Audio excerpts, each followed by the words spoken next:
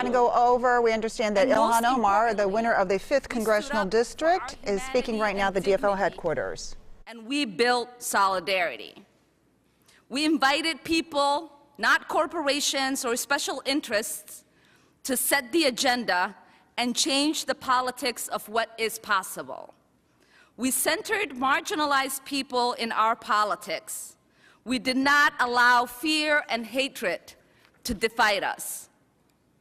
Because we know that my destiny, your destiny, and the destiny of workers around the world is linked. And true democracy means self-determination for millions of working people across this country. Tonight's results are an affirmation of our people-centered agenda. This is all possible because we met people where they are. It's about building relationships and trust with people, not transactional politics, but transformational politics that creates transformative change.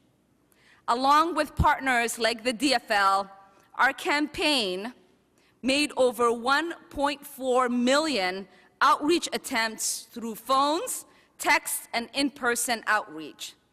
And because of these efforts, we are on track to turn out more votes than anyone ever in the Minnesota 5th. This is what happens when we prioritize solidarity and connection over fear and isolation. But our work does not end here. It will take all of us to transform our vision into reality.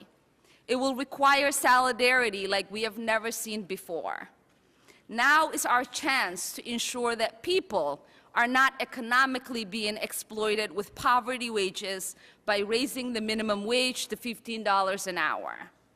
Now is our chance to make millionaires and billionaires pay their fair share in taxes. Now is our chance to guarantee paid sick and save time for working class people across this country. Now is our chance to center people's material needs in our politics, needs like breathable air, an end to endless wars, and investment in our schools. The people who are telling you that we are somehow radical for wanting to feed our children, house our families, and make sure we have a livable planet are not the ones who are putting America first. The real America First agenda is one that puts people first.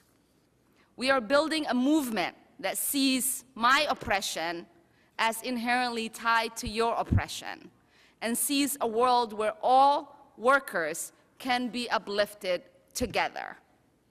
Today's vote, the results of this election, is not the end. It is just the beginning. Thank you. Thank you to Minnesota's 5th for honoring me with their votes. I am so excited to get to work alongside you.